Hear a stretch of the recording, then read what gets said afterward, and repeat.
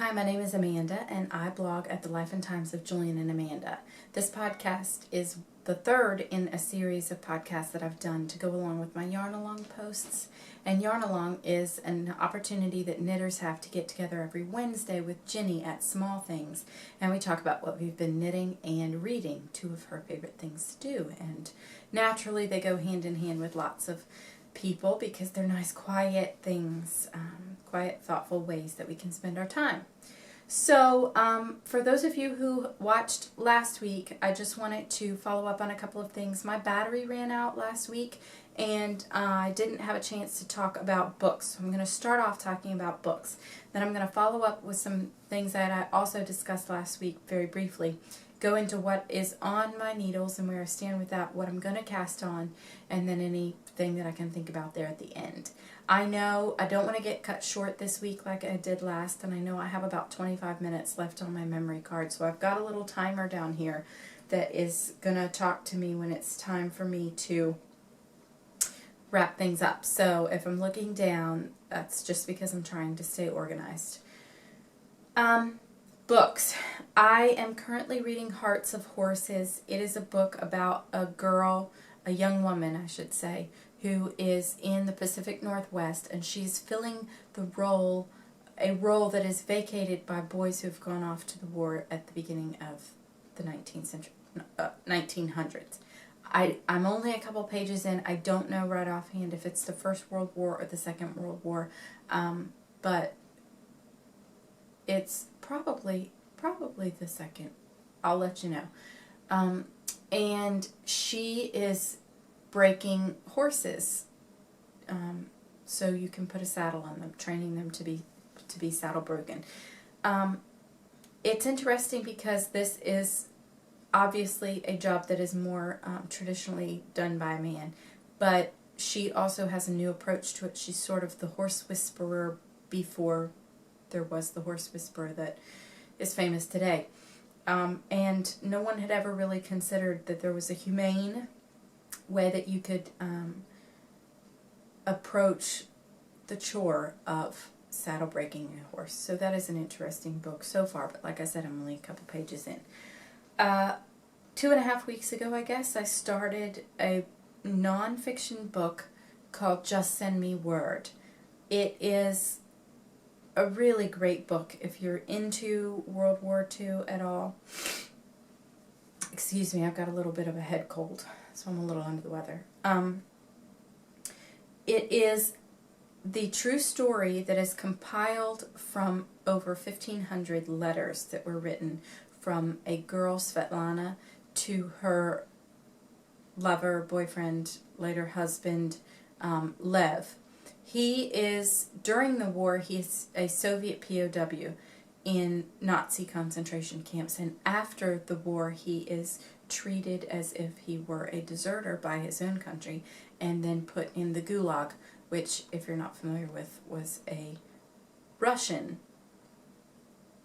work camp, for lack of a better term. So it wasn't necessarily ethnically motivated. It was just anyone that they wanted to work for the government slapped in there. And so he was in the Nazi concentration camp for 5 years, and then he was in the Gulag for 8 years after that. And this is the story of them keeping their romance alive, keeping the hope alive, and spurring one another onward through that process.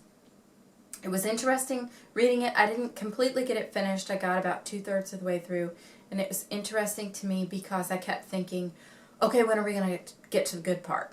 Because it was so much of a wonderful romance that it read like a fiction, except it wasn't. It's just the telling of their story. So it was neat, and if you like that sort of thing, you should check it out.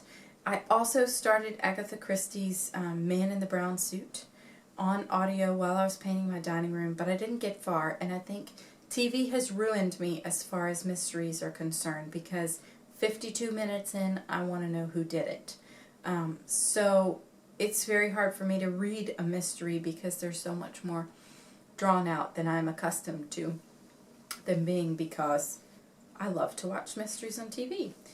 So that's where I stand in bookland. There are a whole lot of books that I have looked at lately that just are not capturing my imagination, not catching my fancy. So if you've got a book that you can't put down, let me know. So moving on to yarn, I wanted to talk about Betty Kay, and I wanted to talk more about the Yarn Barn. Betty Kay is a gal who walked into my local quilt shop that also sells yarn last week, and I was just in awe of her. She travels the world with knitting classes, taking knitting classes. She's got a girlfriend that goes with her. They go and do, and it's her vacation. So there's so much that she knows, and I immediately thought, aha, this is a gal that I want to learn more from. So I took down her email address, and she and I had a great chat. So it's nice to have all of the people online that I glean a lot of information from, but it's going to be really great to have someone that's in person to talk to me and answer my questions. Speaking of a really great person with a lot of experience who's in person and answering my questions, Pat at the Yarn Barn is super, and she has been selling yarn for decades, and there's not much she doesn't know. Betty Kay told me, to go back to Betty Kay for a second, that Pat has the biggest selection of Noro yarn on the East Coast. And I thought, that's crazy. That's a pretty big claim to make. So I went after Jenny posted the picture on Instagram. I don't know if you follow Jenny on Instagram, but she posted a picture of a last minute gift that she was knitting. She was knitting the honey cow. And she posted that and said she was knitting from her stash. She had a ball of Noro Yusin in the number 10 colorway, and it made a beautiful cow. So I ran up to the Yarn Barn just to see if Betty Kay's claim was true, and sure enough, that yarn that Jenny said had been in her stash for 5 years was sitting in the Yarn Barn. Pat had 8 skeins of it left, seven skeins of it left, in that same colorway. She had a boatload of Yusin, but in that exact colorway as the one that Jenny was using. So if that caught your fancy, get online at yarnbarn.com and order it, because it is really spectacular yarn. And it matched everything. I held it in my hand, and I was wearing an eggplant kind of colored sweater, and it looked excellent with the sweater. And then everything I put it up to, it matched. It was incredible. So that's Betty Kay and the Yarn Barn. While I was there, I asked Pat about this Babel hat, because I've been seeing it. I love it. I want to teach myself how to do color work. I've never done color work before. And Pat carries the Jameson Heather yarn. So I went in there, asked her about the hat. She said she sold boatloads of the yarn. Hundreds of people have called her about making the hat. But lots and lots of people say that it's coming out big. And it's already pretty dense of a knit. So going down a needle size isn't very useful. She said some people have had luck by taking a sheep out of the chart. There's the sideways sheep and then the full-on frontal sheep, and she said some people have, depending on how big they want the hat, take out one of those sheep. And then she said she's also had a lot of people get a DK weight yarn and knit the pattern successfully for their children. So I thought that was interesting that she had that advice to do those things. And I'm curious, I know a lot of you folks on Yarn Along have done the Babel hat. Please leave in the comments your experience with it and whether or not it does come out big, because I really hate, my husband, I'm not sure, would wear the Babel hat. And so I'd really hate to go to all of that work and not get to wear it. So leave me your thoughts and your advice in the description below on YouTube or in the comments on the blog. I also told you last week that I was going to tell you a little bit about what I have up my sleeve for my sister for Christmas, and it's not knitting related, but I did want to share it because you guys can appreciate it. A couple of weeks ago at the library I picked up this book. It's called Pockets.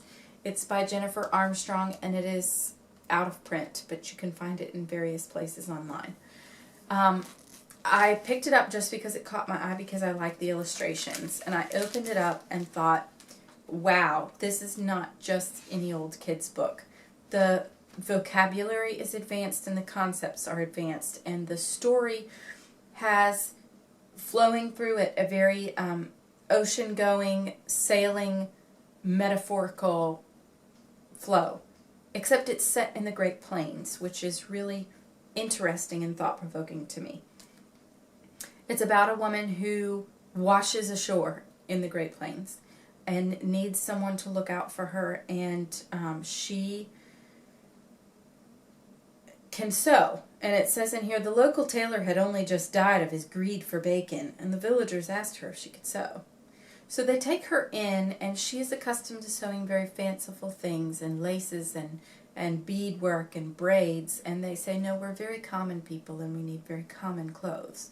So she says, I'm desperate and forlorn. Here she is, desperate and forlorn, and she will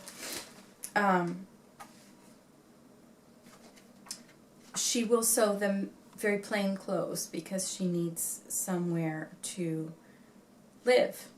And so she's very depressed, and then gets this idea that she can embroider the linings of her pockets to bring her joy.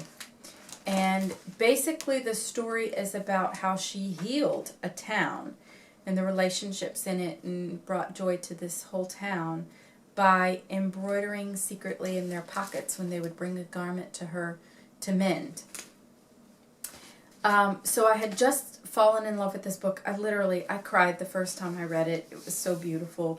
The words are incredible. The narration's incredible. The illustrations are incredible, and it's beautiful. I was read this book right when Pearl Soho put out their handkerchief linen apron. I fell in love with the apron, and I just happened to have yards and yards and yards of linen that my sister gave me for a previous project, but I decided not to use. So I'm actually going to regift her linen in the form of a Pearl Soho linen apron / pinafore. It fits like a pinafore, but they're calling it an apron. And I'm going to trace some of these motifs from the book using my light box onto the linen in the giant pockets, embroider them, and give her both a copy of the book and the apron. So I know I would not do this for anyone, but I know that she would love it. My sister is that kind of generous soul that if you gave her a box of rocks, she would say, thank you so much. I was needing these. I will go line my flower garden with them. She's just that kind of person. And so I know that she would love anything I gave her, but because she has that spirit, I want to give her something special. Now, all of that aside, let's talk about knitting. I've only got 11 minutes left on my timer, so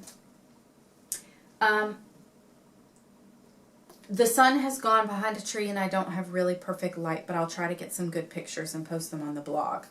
On the needles still, this is my Emerald City Shawlette that I'm making for the toddler that I told you about last week. It's coming along swimmingly, and the yarn is still stunning. I love to work on it. It's a dream to knit, and I get about 4 rows put on it at bedtime every night. So it's clipping right along.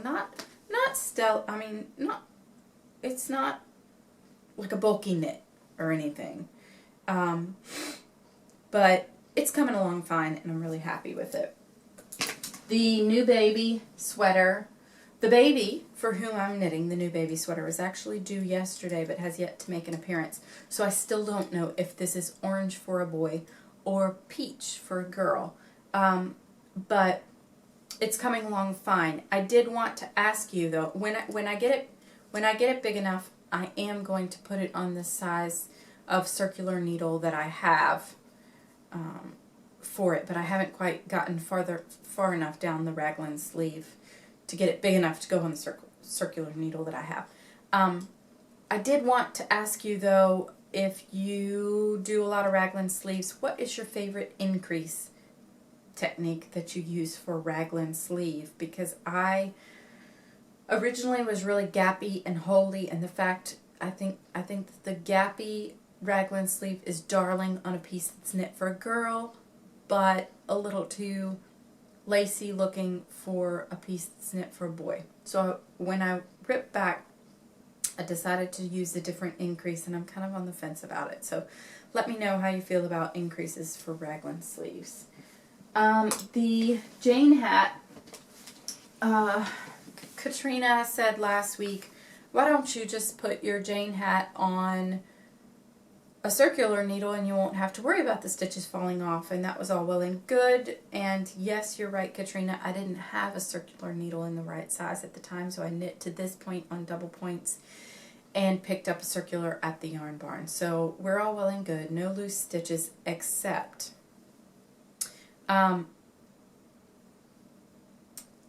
Wilhelmina, Kate at Blue Stocking, aka Wilhelmina, said a couple of weeks ago how one of the turning points for her in her knitting life was being able to read her knitting, being able to look at it and see what stitch she had done where and how far she'd come along in her pattern. And I've only just gotten to that point with my knitting in the last couple of months, except it is making me very confident in ripping.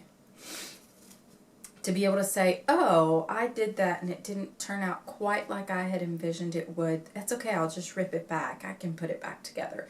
I used to, anytime I had anything that was imperfect, I would either just knit on and it would be imperfect and I'd get over it, or I would run down to the local yarn shop and say, fix this. And lots of times she would roll her eye at me because it would be the easiest thing ever, but I just didn't have that confidence. So now that I've got it on a circular needle and all my stitches picked up and it's well and good, I'm really feeling like I want to rip it out. I tried it on my husband's head, and he's got a big head, and it fit him. It wasn't wobbly on him, but it wasn't as tidy as I would like it to be, and I'm just not feeling good about it. If it was just a hat that we were going to knock around the yard in, that would be fine, but the fact that it is a gift, I want it to be as nice as I can get it. And I'm just having trouble with my tension on my rib stitch, keeping my tension good between my knits and my purls. So I think I might rip back and do the rib in a needle size 1 down. That is everything I have on the needles, with the exception of the snail teapot cozy. I haven't made any progress on that, and that's not on any kind of deadline. It also requires ripping back, so I'm not going to worry about it right now. I don't know if you've been seeing the Instagram hashtag Get Your Yarn Wishes Granted on Instagram. But I saw a couple of them come through my feed, and then just on a complete whim, there was a gal and said, I just want any natural fiber wool. Any natural fiber wool. 1 ball. And I thought, well, that's sure enough. I can wish that. I mean, that's easy enough. I can grant that wish. And so I grabbed this ball of Sestari tweed, light gray, dark gray, natural color, 100% merino wool, and it is made in Virginia, milled in Virginia, well, grown in Virginia, milled in Virginia, and of course bought and paid for in Virginia. And so I decided I would give her this, and then I got her address and found out she lives an hour to the east of me. So of all of the whole world's Instagram, I end up granting a wish for a gal that I could literally drive and meet her to give her this. But I'm going to stick it in the mail to keep things easy. Anyhow, I am granting this wish. I wished for a ball of sock yarn because I'm going to bite the bullet and teach myself how to knit socks. Or if the yarn comes and it's really beautiful, I'm going to knit myself a shawl. But I'm going to knit socks. I'm very jealous of all of these wonderful socks that I see everyone else in. So I'm going to get that done. And I really have my heart set on a pair of duffers. They're slippers. The pattern is on Ravelry. They're called duffers. They're felted. I love the way they look. I hope I love the way they feel. The pattern calls for Cascade 220. The quilt shop just got in phenomenal colors of Cascade 220. So I'm going to knit myself socks and slippers. So there you go. Don't know if there's anything else we have to talk about. I'm sure there is. Oh, yes. Of course. Well, two things. One, I've been spending so much time on Instagram and the internet daydreaming about knitting and just being a sponge and taking it all in, because there's so much that I don't know, and there are so many engaging people that I want to learn from. That said, in my day, I only have a certain amount of time, and if I commit all of that to tooling around the web, then I'm not knitting. So this is something that really just came to my attention when Pat mentioned it the other day at the Yarn Barn about the Babble Hat. She says, I've got to keep in touch about these sorts of things. You know, the Shetland Wool Week. I need to know what's happening and why. People all of a sudden out of the blue all require the same 2 balls of yarn. But if she spends time looking at stuff on the internet, she's not knitting. So I need to find the balance between being engaged by crafters online and actually getting some stuff done. That said, I was engaged by crafters online with the Woolful podcast. Tiff Fussell, aka Dottie Angel, was on the Woolful podcast this past week. Was it 10 days? I can't recall how old it is. She said some really inspiring things for me, and it's so nice for me to hear from older women who did not come into their crafting life easily or immediately.